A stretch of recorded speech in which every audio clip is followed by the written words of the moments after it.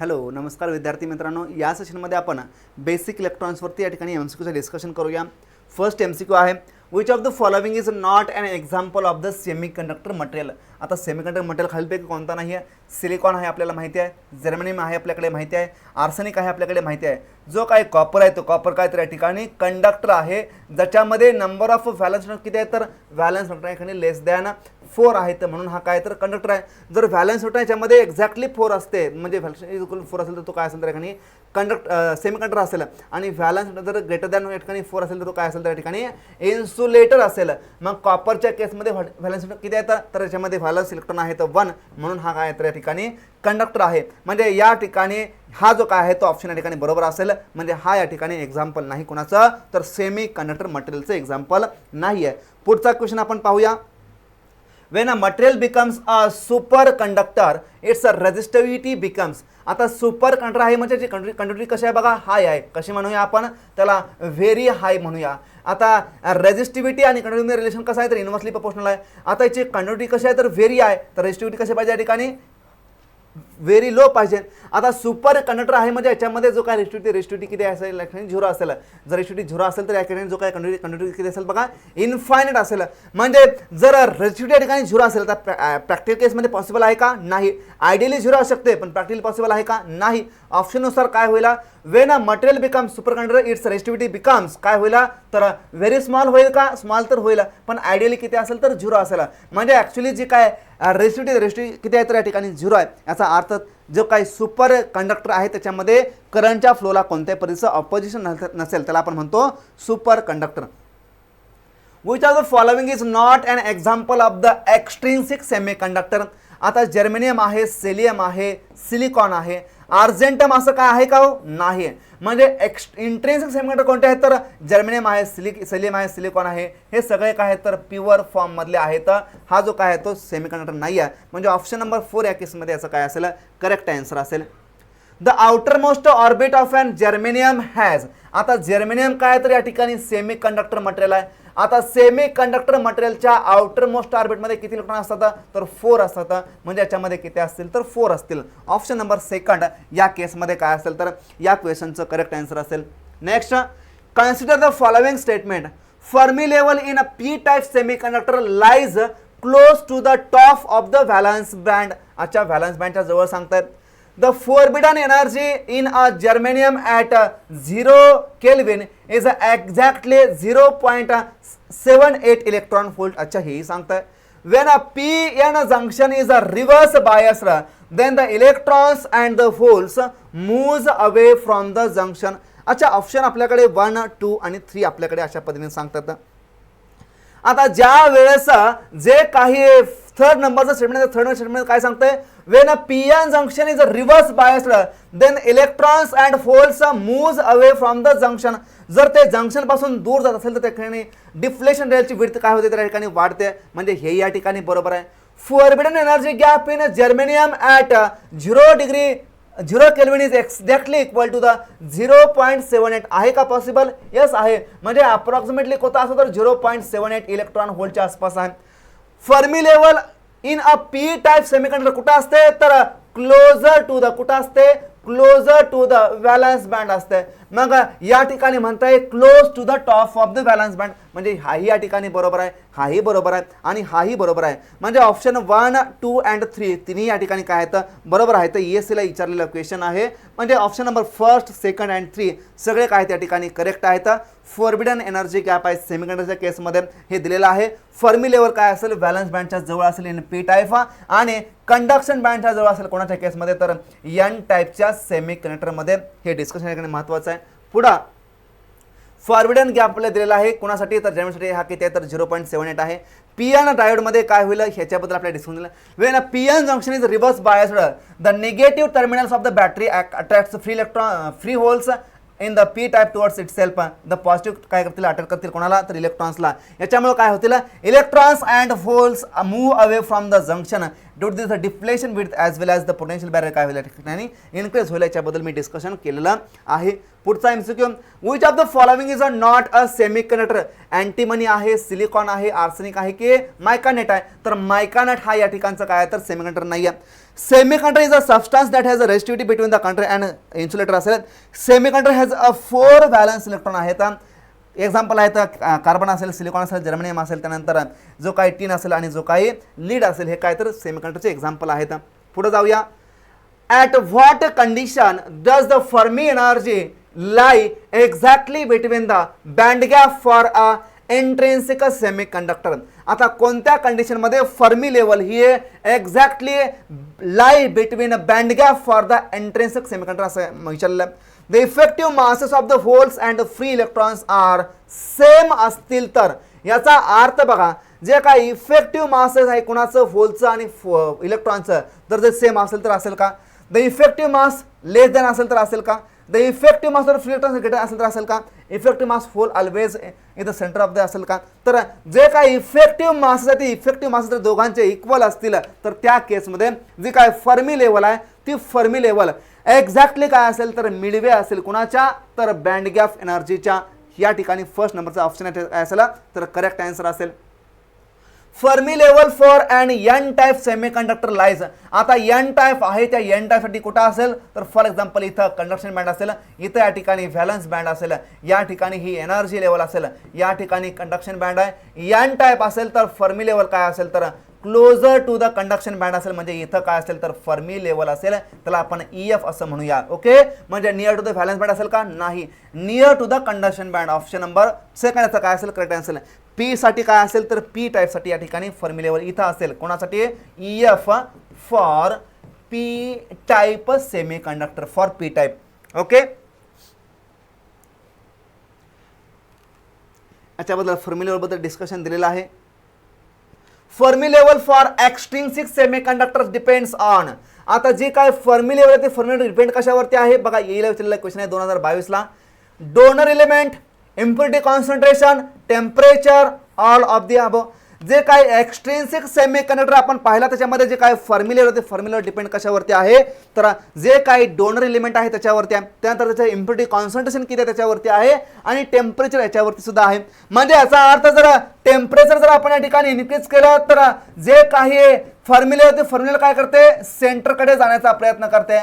मग सेंटरकडे जाते याचा अर्थ ते पी टाईप असू द्या किंवा एन टाईप असू द्या किंवा एन टाईप असू द्या, ती जे काय फर्मी लेवल तर फर्मी लेवल कुठं शिफ्ट होते तर सेंटरकडे होते. जर आपण टेम्परेचर वाढवलं, जर आपण डुपिंग या ठिकाणी वाढवलं, जर आपण डुपिंग जर आपण इन्क्रीज केला तर पी टाईप मध्ये काय होतं, पी टाईप मध्ये फर्मी लेवल काय होते तर फर्मी लेवल त्याला EF असं म्हणूया, कुठे जाते तर व्हॅलन्स बँडकडे शिफ्ट होण्याचा प्रयत्न करते, मी त्याला क्लोजर जाण्याचा प्रयत्न करते.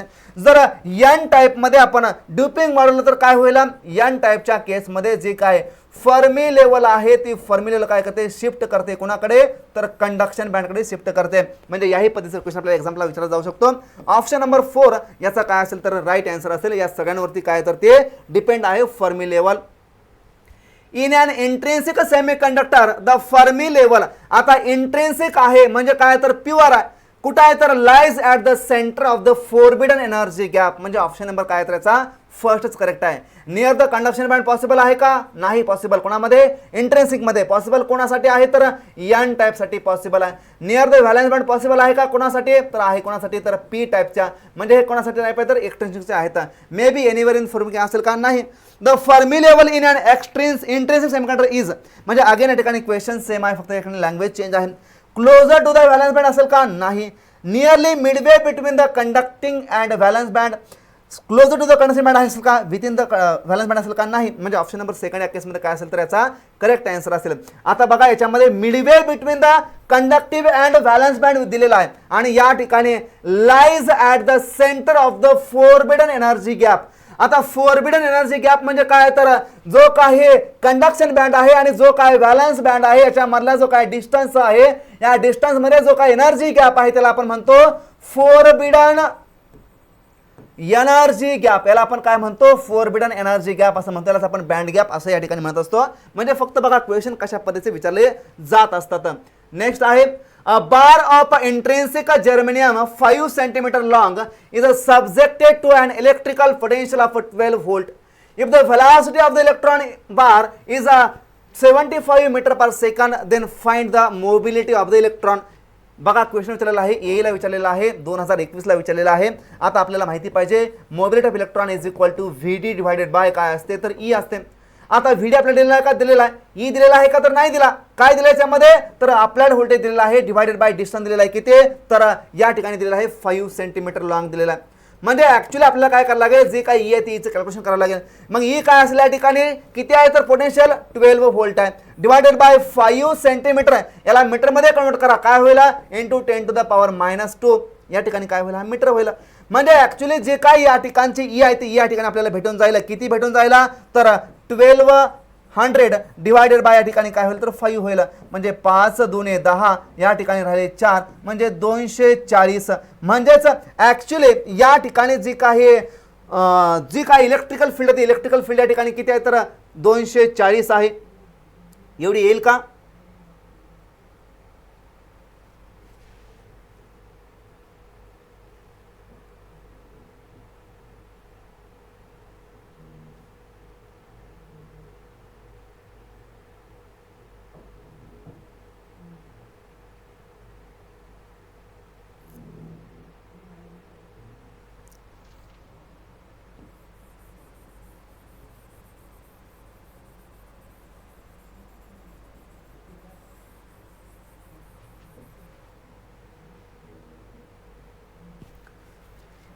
ई इथे डायरेक्ट दिलेला आहे का तर ई या ठिकाणी डायरेक्ट दिलेला नाही आहे. मग ई कुठे दिलेला आहे तर पोटेन्शियल डिफरन्स दिलेला आहे आणि या ठिकाणी काय दिलेलं आहे तर सेंटीमीटर मध्ये डिस्टन्स दिलेला आहे. कुणाचं तर बारचं. आता ऑप्शन पाहिजे तर ऑप्शनमध्ये काय दिसतंय जी काय मोबिलिटी युनिट काय असतं तर मीटरचा square divided by volt second हे मोबिलिटीचं युनिट आहे. असं युनिट या ठिकाणी युनिट काय दिलं आहे तर सेंटीमीटरच्या स्क्वेअरमध्ये दिलेला आहे. म्हणजे ऍक्च्युली बार आहे तो बार हा सेंटीमीटरमध्ये दिलेला आहे. तर त्याला आपण ॲज इट इज ठेवत आपल्याला आन्सर येऊन जाईल का हो येऊन जाईल. मग व्हीडी इज इक्वल टू किती आहे तर 75 मीटर पर सेकंद आहे. काय तर मीटर पर सेकंद आहे डिवायडेड बाय आता या ठिकाणी जी काय ई आहे ती काय तर या ठिकाणी 12 divided by 5 volt per centimetre आहे. आता या ठिकाणी हा मीटर आहे याला काय करायला आपल्याला सेंटीमीटर मध्ये कन्वर्ट करावा लागेल का कारण हा जो काय युनिट आहे युनिट कशामध्ये आलेला तर सेंटीमीटरच्या स्क्वेअर मध्ये आपल्याकडे युनिट आलेला आहे. म्हणजे सेंटीमीटर मध्ये आपल्याला या ठिकाणी कन्वर्ट करावं लागेल. आता आपल्याला माहिती पाहिजे 1 सेंटीमीटर इज इक्वल टू काय असतो तर 10 टू द पॉवर -2 मीटर असतो. 1 मिलीमीटर इज इक्वल टू काय असतो तर 10 टू द पॉवर -3 मीटर असतो. आता या ठिकाणी 75 मीटर आहे काय तर या ठिकाणी 75 मीटर आहे. या 75 मीटरला काय करायचं आहे तर आपल्याला सेंटीमीटर मध्ये कन्वर्ट करायचं आहे. मग या ठिकाणी आपल्याला जो काय 75 मीटर 75 मीटरला जर आपल्याला सेंटीमीटर कन्वर्ट करायचं असेल तर काय करायला लागेल 10 टू द पॉवर -9 ला डिवाइड करावं लागेल. म्हणजे 75 divided by 10 to the power 75 divided by 10 to the power -2 केला की आपल्याला या ठिकाणी काय येईल आपल्याला तो सेंटीमीटर मध्ये येऊन जाईल. म्हणजे ऍक्च्युली किती होईल तर 75 इंटू 10 टू द पॉवर +2 होईल. म्हणजे 75,000 या ठिकाणी 75,000 या ठिकाणी काय होईल तर या ठिकाणचं जे काही डिफरन्स होईल कशामध्ये होईल तर सेंटीमीटर पर सेकंद मध्ये होईल जी की मीटर पर सेकंद मध्ये आपण या ठिकाणी घेतली होती.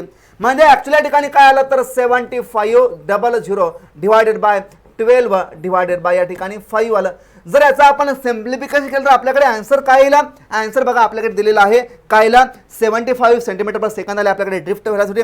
आता μ1 is equal to VD divided by E आहे 7500 divided by 12 divided by 5 is equal to 3125 सेंटीमीटरचा square into divided by volt second. म्हणजे जे काय 3125 आहे ऑप्शन नंबर 3 या केसमध्ये काय असेल तर या क्वेश्चनचा करेक्ट आन्सर असेल जे की हे सिम्प्लिफिकेशन केल्यानंतर आपल्याला या ठिकाणी भेटून जाईल. अशा प्रकारचा क्वेश्चन आपल्याला या ठिकाणी एक्झामला विचारला जाऊ शकतो. आपल्या याच्याकडे बारकाईने लक्ष पाहिजे. आपण ज्या काही गोष्टी आहेत त्या गोष्टीकडे आपण काय करतो काही गोष्टी निग्लेक्ट करण्याचा प्रयत्न करतो काहीकडे आपण दुर्लक्ष करण्याचा प्रयत्न करतो. पण ज्या गोष्टी ह्या दुर्लक्षित केलेल्या असतात त्याच गोष्टी ह्या एक्झाममध्ये नेमक्या येऊन बसतात. म्हणून कोणत्याही गोष्टीला या ठिकाणी दुर्लक्ष करत जाऊ नका. अभ्यास करताना प्रॉपर करत जावा. पुढे जाऊया. Electron mobility is electron mobility of following interesting element in a descending order. आता इलेक्ट्रॉन मोबिलिटी खालील एलिमेंटचे डिसेंडिंग ऑर्डर मध्ये कशा पद्धतीने असेल त्याच्या आपल्याला या ठिकाणी क्वेश्चन विचारलेला आहे. आता जी काही ऑर्डर आहे या मोबिलिटीची ऑर्डर बघा. या ठिकाणी जो काही इलेक्ट्रॉन मोबिलिटी आहे 300 केल्विन. सिलिकॉनचे किती आहे तर 1300 आहे. आता जर्मेनियमचे किती आहे तर 3800 आहे. गॅलियम आर्सेनाइडचे किती आहे तर या ठिकाणी 9200 आहे. म्हणजे सगळ्यात जास्त कुणाचे आहे तर गॅलियम आर्सेनाइडचे आहे, त्यानंतर कुणाचे आहे तर जर्मेनियमचे आहे, त्यानंतर कुणाचे आहे तर सिलिकॉनचे आहे. म्हणजे डिसेंडिंग ऑर्डरने विचारलेलं आहे. म्हणजे गॅलियम आर्सेनाइड पहिल्यांदा येईल, त्यानंतर जर्मेनियम येईल आणि त्यानंतर सिलिकॉन येईल. म्हणजे हा याचा काय असेल तर करेक्ट सिक्वेन्स असेल या केसमध्ये. म्हणजे गॅलियम आर्सेनाइड, जर्मेनियम आणि सिलिकॉन, गॅलियम आर्सेनाइड, जर्मेनियम आणि सिलिकॉन हे या केसमध्ये काय असेल तर याचा करेक्ट आन्सर असेल. मग मोबिलिटी, इलेक्ट्रॉनची मोबिलिटी जास्त कुणाची आहे तर गॅलियम आर्सेनाइडची आहे. आता मोबिलिटी म्हणजे काय तर जे काही त्याला फ्लो व्हायचा, जे काही त्याला मूव्ह व्हायचा आहे. Ability of the holes or electron on a move through a metal or semiconductor in the presence of the applied electric field is termed as the whole electron mobility. मॅथमॅटिकला आपण असं represent करतो. याचं unit काय असतं तर याचं unit असतं मीटरचा square divided by volt second. हे असं काय असतं बघा युनिट असतं. ड्रिफ्ट होल दिलेलं आहे, मोबिलिटी होल दिलेला आहे, या सर्व गोष्टी या ठिकाणी दिलेल्या आहेत. The mobility of the strong function of the temperature and for extension semiconductor they depends on the dopant असेल, कॉन्सन्ट्रेशन असेल. A comparison of mobility of different material या ठिकाणी दाखवलेलं आहे. आपल्याकडे डिफरंट मटेरियल सिलिकॉन दिलेलं आहे, जर्मनी दिलेलं आहे, गॅलियम दिलेलं आहे. आता इलेक्ट्रॉनची मोबिलिटी या ठिकाणी दिलेली आहे, होलची मोबिलिटी या ठिकाणी दिलेली आहे. आता होल बघा सिलिकॉनसाठी किती आहे तर होलची मोबिलिटी या ठिकाणी 430 आहे. या ठिकाणी जर्मनीची किती आहे तर 1900 आहे. या ठिकाणी किती आहे तर 400 आहे. बँड गॅप या ठिकाणी सिलिकॉनसाठी किती असतो तर 1.12चा असतो. जर्मनीसाठी किती असतो 0.66 असतो. गॅलियम आर्सेनाइडसाठी किती असतो 1.43चा असतो. डायरेक्ट कॉन्स्टंट किती असतो तर यासाठी 11.8, यासाठी 16 आणि यासाठी 12.4. म्हणजे इलेक्ट्रॉन मोबिलिटी सगळ्यात जास्त कोणाची आहे तर गॅलियम आर्सेनाइडचे आहे, त्यानंतर जर्मेनियमचे आहे आणि त्यानंतर कोणाचे आहे तर सिलिकॉनचे आहे. या गोष्टी आपण या ठिकाणी लक्षात ठेवायच्या आहेत. अच्छा, या ठिकाणी आपण थांबण्याचा प्रयत्न करूया. आपण नेक्स्ट सेक्शनमध्ये या एमसीक्यू सेशनला या ठिकाणी डिस्कशन करूया. या एमसीक्यू सेशनला आपण या ठिकाणी कंटिन्यू करण्याचा प्रयत्न करूया. या ठिकाणी आपण थांबूया. Thank you very much.